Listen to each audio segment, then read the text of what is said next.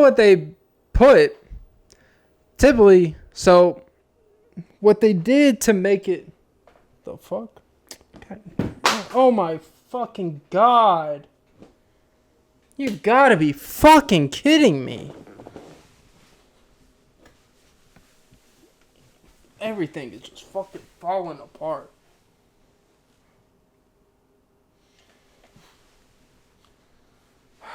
Fuck.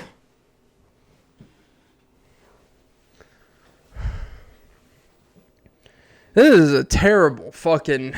God damn it. I just dropped my fucking phone. Towel fell off. I'm overheated. I feel like I have fucking menopause. I'm losing my fucking shit. I'm making sure that my fucking audio is actually picking up. Everything is just fucking wrong. You tell I'm having a great fucking time. I can't get comfortable. My butt's squeaking. My pants are too tight. My waist is too fat. God damn it. But so I was putting the price label out. And there's my BP spill. Get it? I'm killing birds around here with these farts. There we go, Clint. And my underwear looks like an oil leak. That's a joke. Most of my underwear have holes in it, so it's definitely my pants. Captain Underpants. But yeah. And my shirt. I just realized my shirt looks like I fucking work at a car shop. Grease. I'm a greasy boy. Anyway, so yeah. So anyways, the original label said $3.97 for the object. We reprint the labels, and this is where these retail deceptiveness happens. The new label, they raise the prices. Cool. By the way, it's been happening a lot recently, in case you don't read the news of why. The new price of it was $4.47. But in the little right square, they'll put was. Right? Oh, wait, no, hold on. I fucked that up. No. I'm trying to remember. God damn it, I fucked that up. What they'll do is they'll put the original price, right? All right, the original price was like $4.47. Okay, so yeah, here's what it was. The original price is $4.47. They put the new price is $4.97. Okay? But in the was, they'll put $4.40, or they'll put like $3.97. The was never the was. That was the original price. The original price was, they'll always put that the was price was actually lower than what the actual price that we just changed. And what that has shown me is the deceptiveness of these places. And I couldn't help it. When I went grocery shopping yesterday, I went around and I was like, look at these tags. I'm like, I know this says, I'm like, that was not what it was before. I was here last time. And I know half of these is lying. And the fact that these companies can get away with this shit is diabolical. It's criminal. It's cynical. But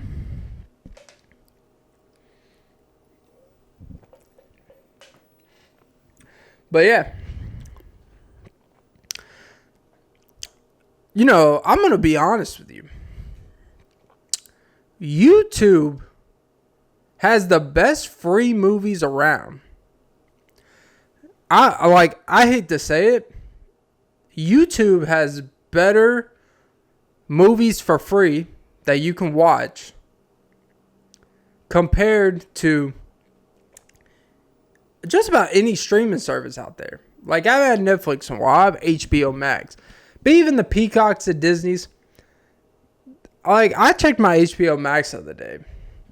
There's like any decent movies I've already seen. There's not really anything new. It's pretty meh. YouTube actually I pay for a streaming service, and most of anything I watch movie-wise, any new movies I watch. Not new movies, but movies that are there for free. And they have a lot of fucking good movies on there. Old movies from a few years ago. And they even have ones you can rent just for a few bucks if you want to see like a specific movie. And Tubi. I've been watching like a lot of like these. I remember growing up, Michael Moore, he's a documentary filmmaker. He basically has done ones about, the housing crisis. He's done one about medical. He's done one about capitalism. All these cool little documentaries and stuff. I never watched it, growing up because it was in theaters. And it was always kind of weird. Like, I never understood who would go to a movie theater to watch a documentary. But that's neither here nor there. But these movies are very insightful. And to watch in real time, these crooks get away with this shit. And we just continuously let it slide. The fact that these people in Congress can trade stocks, not to turn this into trading, but the fact that they could trade stocks when they have the most inside information, because they are literally passing laws that affect stock prices. They have access to information to these big tech companies, for example, that most of the public doesn't have. So they be short selling at the perfect times to maximize profit. They be doing things where, and the fact that they can have this effect, the fact that they can do this, is pretty insane. But yeah, in case you're wondering how trading's going, it's an uphill climb. I do not have the inside information, but I'm not going to use that as an excuse. What I will say though, I like watching certain shows about topics I'm interested in at the moment. And I do think, I'll be honest, I think part of the reason why I haven't done this show in the past month is I haven't really dialed into dipping into unfamiliar territories, which is trading, and I've been a little bit obsessed with it, but I think it's a good obsession. Like, if you are spending time acclimating your mind and really applying information and learning about stuff and just constantly staying active in the market cycle because you want to learn about it and you're really trying to get better at it, sometimes certain things take a backseat, including my waist. And it's one of those necessary evils, and I feel like I gotta bounce on it now, but I like watching like Words of Rizdom, right? I like watching that, not because I really care about how much money the traders have made, but it's identifying commonalities that I'm going through at a certain point in time, understanding. But the only issue when really you watch podcasts or listen to shows like this where it's a lot of contradictory information. One will say you gotta, you can only bet 10% of your portfolio. Others says if you're not putting it all on the line, you're not really trying. One is all about the psychology. One is about technical. One's about this. So it's like sometimes it could be a little bit much. But one thing, the main point is there's people in the comments of a lot of this stuff where they're talking about these people are scammers and all this stuff. And because they're selling courses and all that stuff. And yes, I'll be honest with you. I would never buy a course for trading. I would never buy a course for really much of anything. To be pretty frank with you, not because I don't think there's information in it, but I always feel like the best way you're going to learn is by applying and using your own money and actually learning, seeking out the information. They're not going to tell you anything in these courses that you can't find online as is. And really, you can take all the courses you want. It's all about time and doing something. And like, all you have to do is listen to these people talk. And they'll tell you. Like, the dude said, once he started the show and podcast, he stopped trading. Right? But he was making a little bit before him, but he had failures and stuff. And he said once he did the show, his excuse was, hey, I stopped trading because I couldn't really be all in on this and do this. And that's great. He was more into, he wanted to have a successful podcast before, and he didn't want trading to be an expense of that and get in the way of that. So his show's all about trading, but he doesn't trade anymore. But he's giving out courses and advice about trading. So it is kind of a contradicting thing. But at the same time, these people in the comments saying they're scammers and all this stuff. I mean, you should never listen to these people and actually really think that you're going to make money and learn to actually do the thing they're talking about. Like, if you buy a $500 course for something you can access for free, you deserve to lose that $500. I'm just going to be honest with you.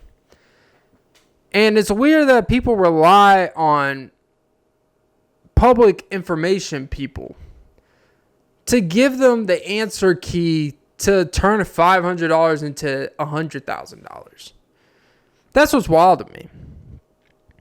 Like, you got to be able to identify, like, hey, I'm going to take this for what it is and nothing more.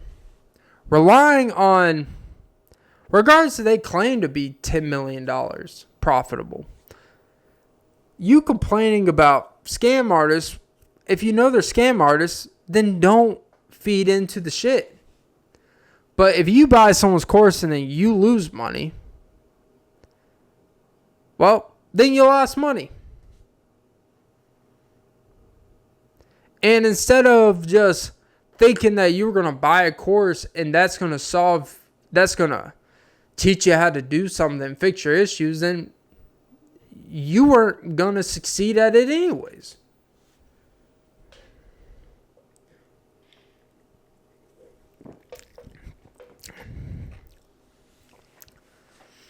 I just can't, I just can't stand when people blame, it's kind of like going back to Aaron Rodgers, like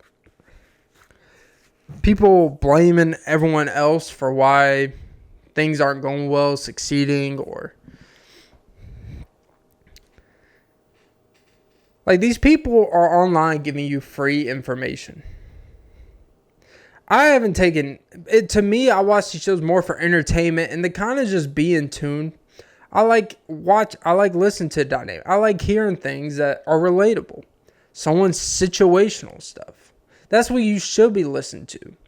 Not buying these courses. You need to listen to their conversations and listen to the situational matter. What to learn from.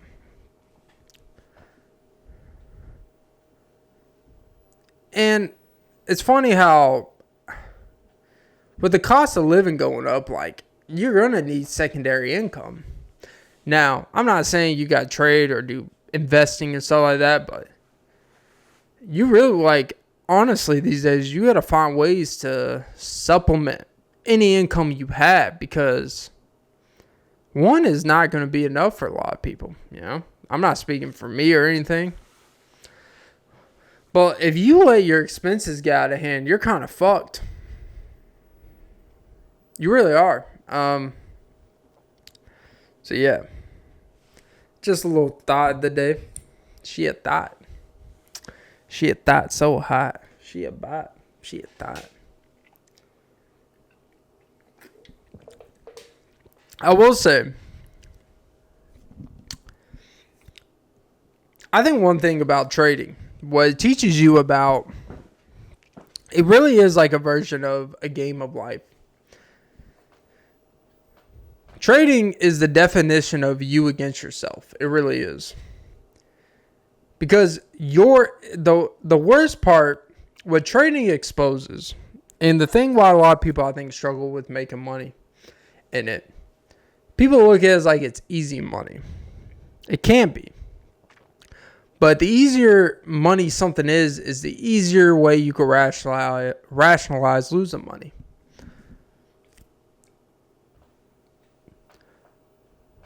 Trading is the definition of you against yourself, because You can be in 2 minutes. You can have $100 profit. And somehow you convince yourself, nah, I want more. And you know what happens? Now you're down $100. 5 minutes later. It really is the definition of you against yourself. And the worst parts of yourself will be exposed.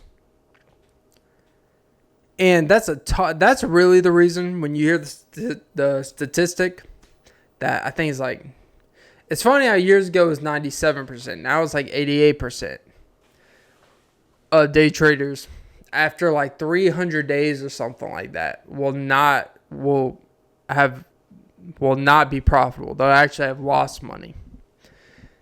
Is because people are just never happy with enough. People look at it, and because it's so easy, quote unquote, it's easy money, it's just as easy to not be content with enough money. Because all you're doing is pressing buttons, you're just swiping, you're making educated guesses, in a couple minutes you can win a couple $100. Like, it's easy, right? And it can rationalize you not being content with stuff. And this isn't just me. Like, I've gone through the fluctuations. I'm starting to get some things about it figured out. But from what I've seen, and people that are actually like degenerates, gamblers with this stuff, it's, for some people, it's not really about the money. And I have to catch myself with this. Like, at the end of the day, we are doing this to make money, right? But somehow, it's the winning that is what keeps that adrenaline going. And the losing feels, I would say, 3 times as worse as the winning. It's funny. And I'll give an example of Friday. I did a option on iBit, right? It was a very cheap option. You know, Fridays are typically very cheap. I got a $25 positive return. I sold it, made a $25 return, which was really good because I only put $35 into it. So a 70% return, pretty damn good. That's $25 I didn't have before. I had another one where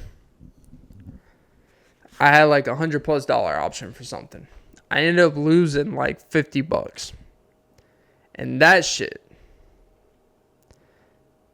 that $50 loss felt 8 times worse than that win. 8 times worse. Because the psychology of like, it's weird. People will hold on to hope to something that's not going to happen.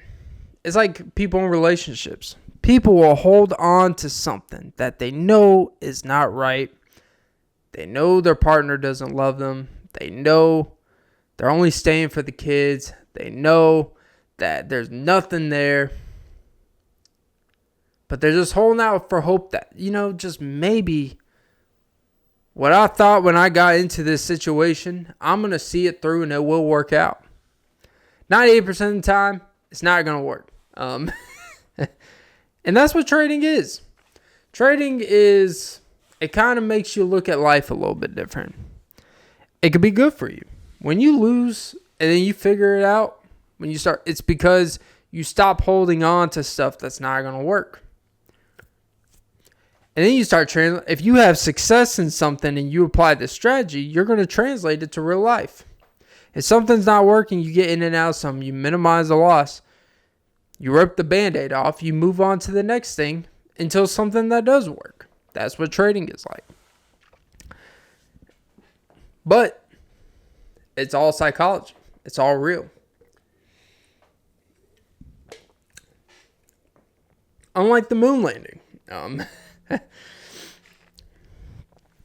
Yeah, there's still people that believe that the moon landing isn't real. There's actually a conspiracy that they used, like Stanley Kubrick, they used a set he had for the Space Odyssey movie. Like, they're like, hey, you already have the movie set up. Just, let us use, the set. And I think people are... I'm not anti-conspiracy.